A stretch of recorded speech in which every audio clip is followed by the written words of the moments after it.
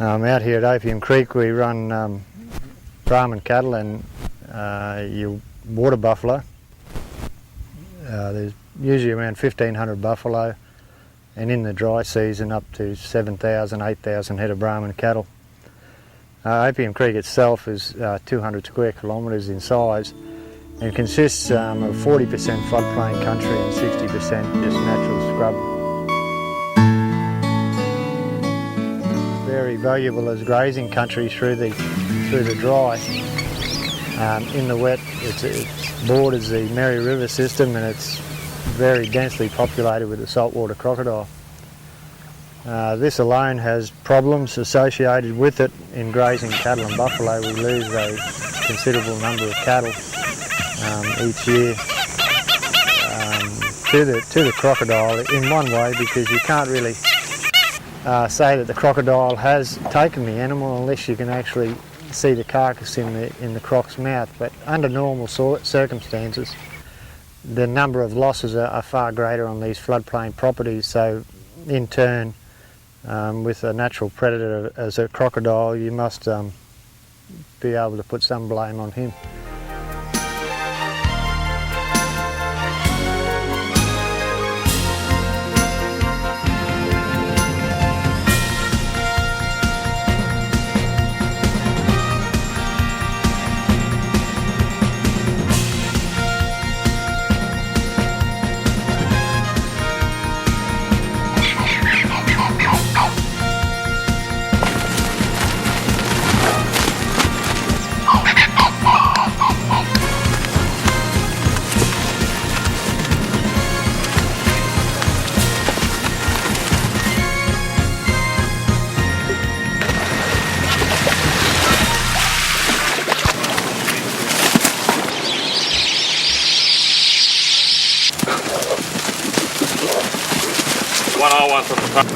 More so than ever, the crocs, they do have a devastating effect on our horse plant. It was just today actually that we had to destroy 5 horses which had been attacked by crocodiles. There was a total of about 8 or 9 horses that had been scarred up from crocodiles, and it all starts to take its toll as a producer and trying to make a income from the pastoral sense within a floodplain environment. Yep. What was that? A horse got ripped by a crocodile. Okay, I'll be out tomorrow morning, eh? Okay, see ya.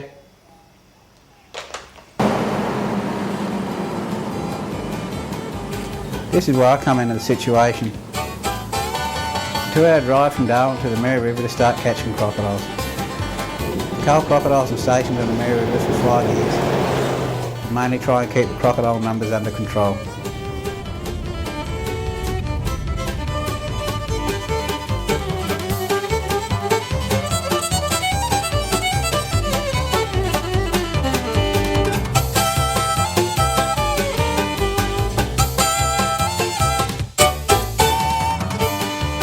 I usually have a camp set up in the bush on the floodplain. I go there first, drop my swag off, then the other stuff, and then head out.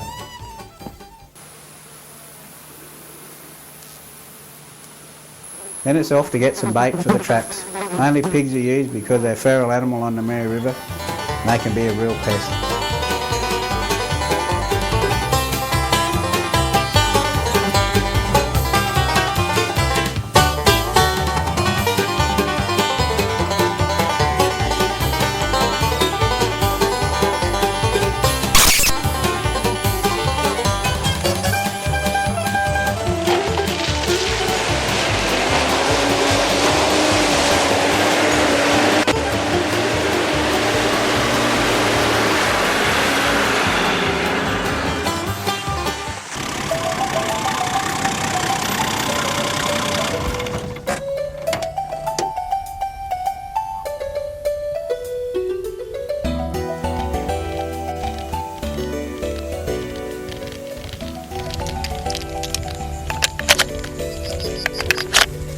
We're just going to head off down here. There's a mob of pigs just here, so we're just going to go down and try and shoot one for some bait.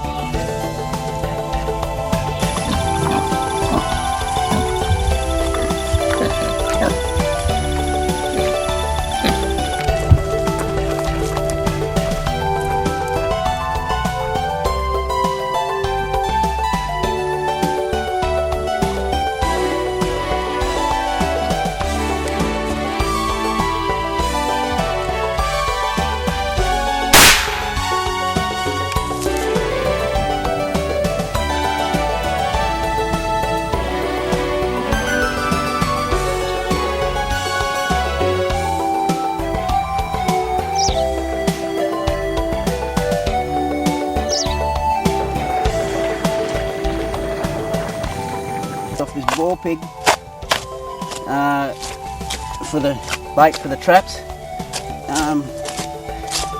He's a pretty good boar, this fella, not that old.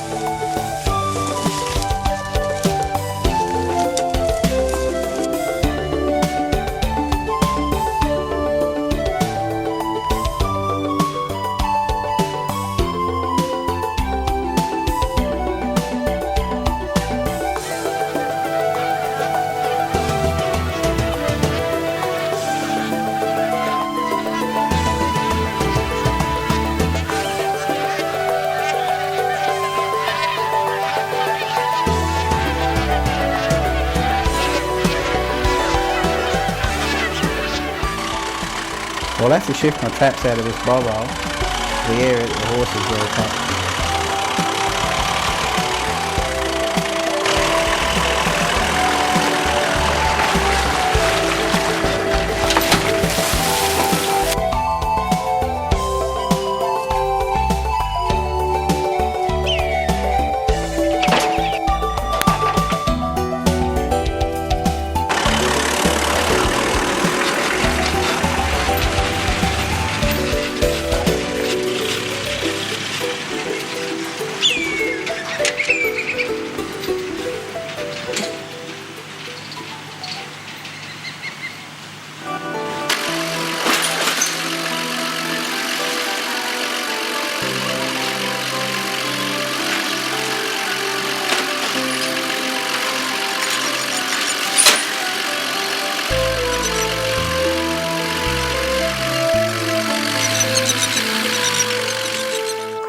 The traps are set, then we wait. It'll take a few days before we come back, as the crocodiles need to get used to the traps before you'll go in.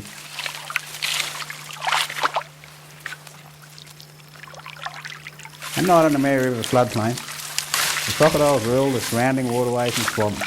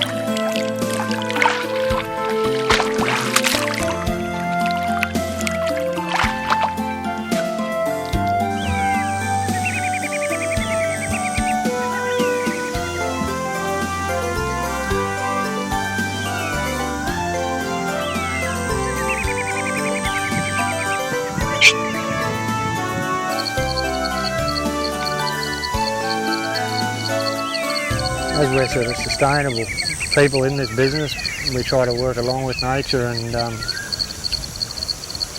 work side by side, or work along, as I said, to get the best returns we can, but at the same time work with the environment with it in mind as a sustainable venture as well.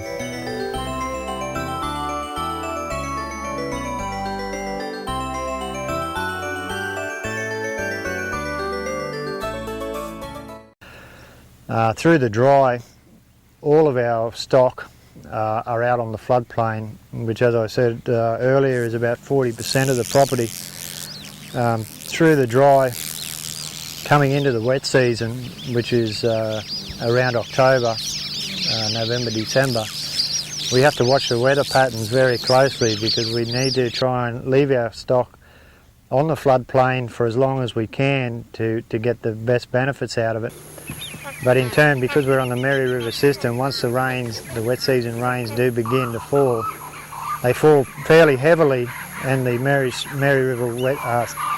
River system floods out over our floodplain. So therefore, later, October, November, just before the wet season really hits us, we put the helicopters in the air and clean off most of the buffalo, and cattle, which could take us sort of 2 days from start to finish. That's moving around 7,000 head from the floodplain.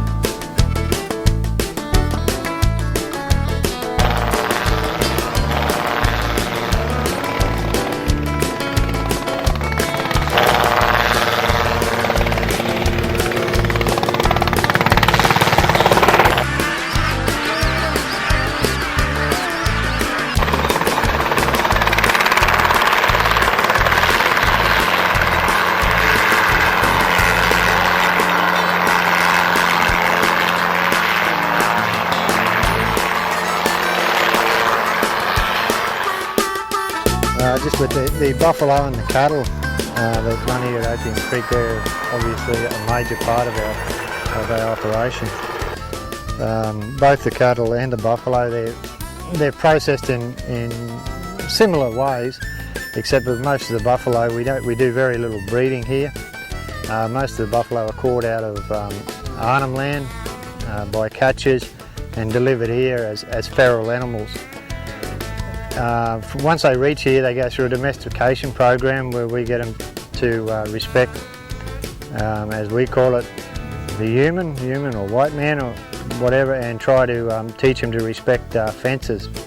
Because obviously out there in Arnhem Land there's no fences and there's not too many people. So they go through a process which takes about 2 weeks. Most of the buffalo all of the buffalo that we run here end up in Brunei as slaughter animals.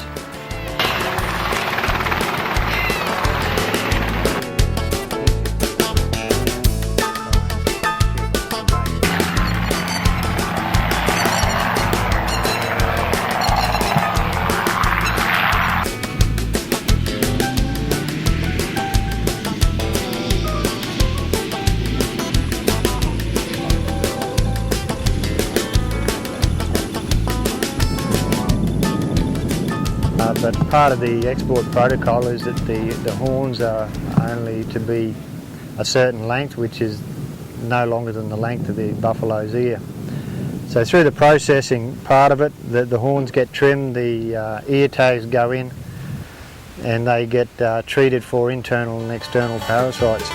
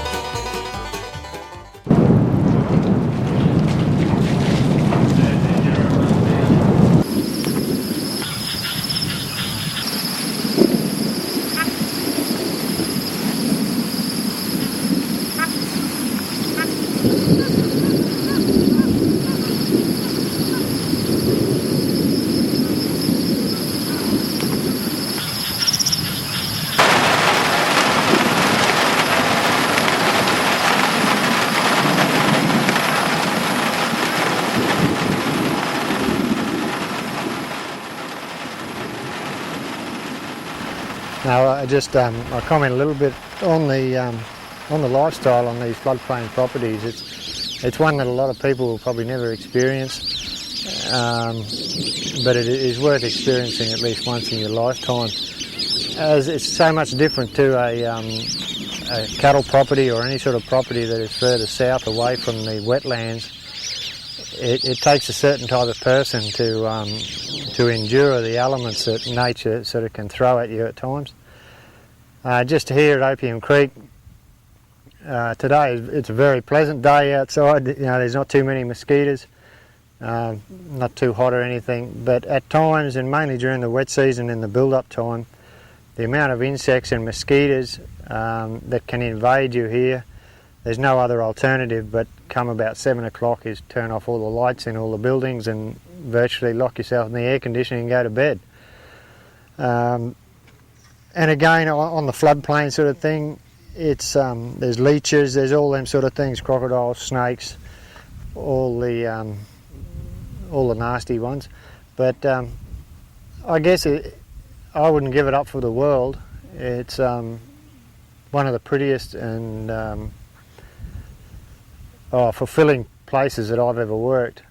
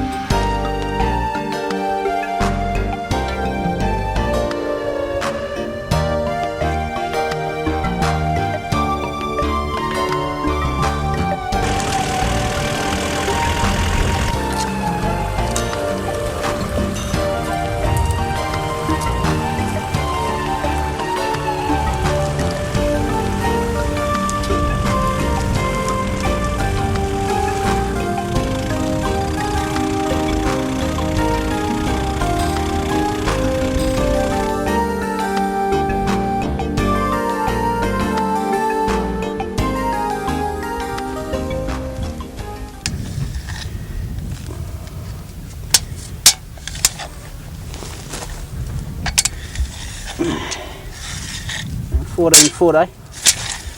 Exactly. He's just gone right from,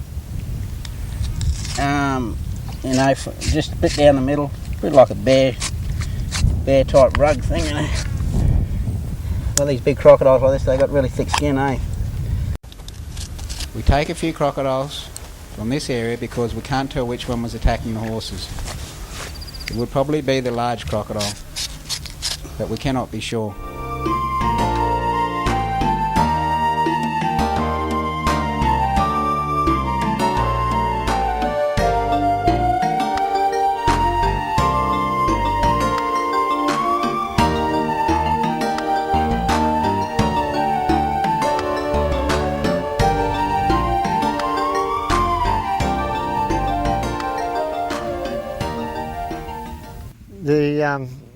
crocodiles that we have here on Opium Creek on the floodplain, due to the fact that we're losing the stock, and it also becomes a work health and safety issue with our workers. In the pastoral industry these days, the skill level is starting to decline a little bit, and the people that you're employing don't fully understand the elements in such a wild environment. So you put a young person out there to do some fencing or stock work or whatever, and if he's not aware of what a crocodile can do, or never experienced something like that, it soon becomes a danger, and an unwary sort of employee could quickly come to grief if he met up with a crocodile or done the wrong thing. Just a simple thing like getting a drink from one of the many billabongs around the floodplain, or even on the high country, you're sort of putting your own life in your own hands, because my rule of thumb is if there's water there, there's a crocodile in it around here.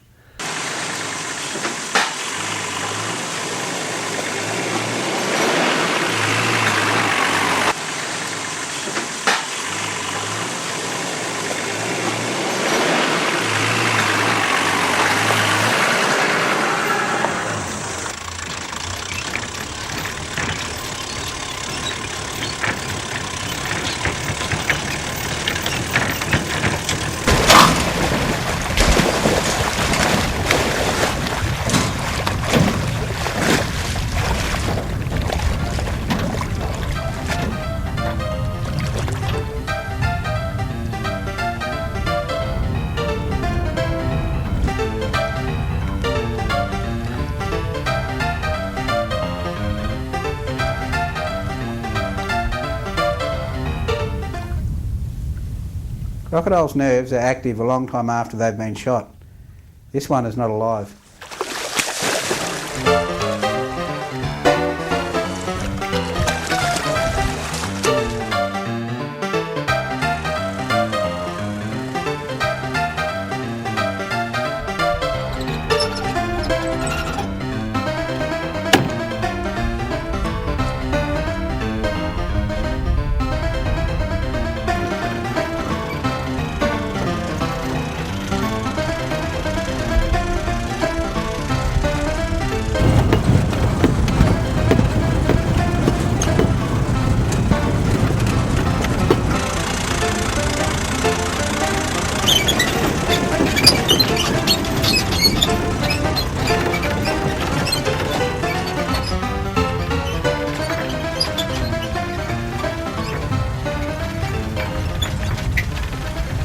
Doing a belly skin on this little croc here. One of the little fellas we got this morning. Just rip the back strap out, and then turn him over, get the skin all the way around, away from the belly. Take that all off, and take his head off, and then pressure clean the skin, and then let it drain, and then fine salt it, and then take him back to town. Put him in a freezer. There's a little croc like this, about half an hour. Topwards. I reckon I got a pretty good view from my office. Yeah, these skins get made into belts and wallets, boots, key rings, anything pretty well that you want to make out of them. Crocodile skin is one of the best leathers in the world. One of the best meats to eat too. A crocodile skin handbag, I think they sell them in Italy or France or somewhere, and Hermes make them. I think retail around 10,000, so Australian, so they're worth a bit of money. Wild crocodile skin's got a better skin than a farm skin, I reckon anyway.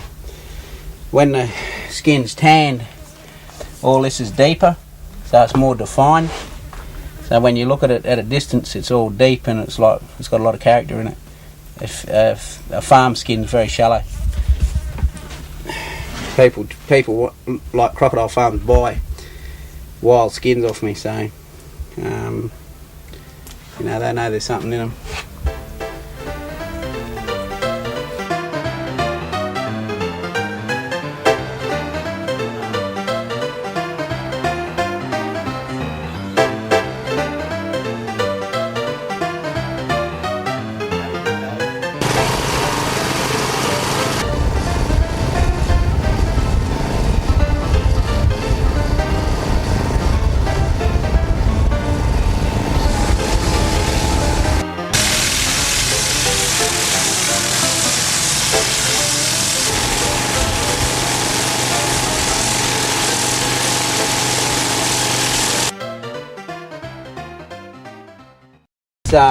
this salt's fine flossy salt, same as what you use in your Saxa salt shakers, or you get your salt shakers, and it's the best salt for crocodile skins. It's very fine, so it gets right in and penetrates. As soon as the salt hits the skin, it's cured. It cures it and preserves it.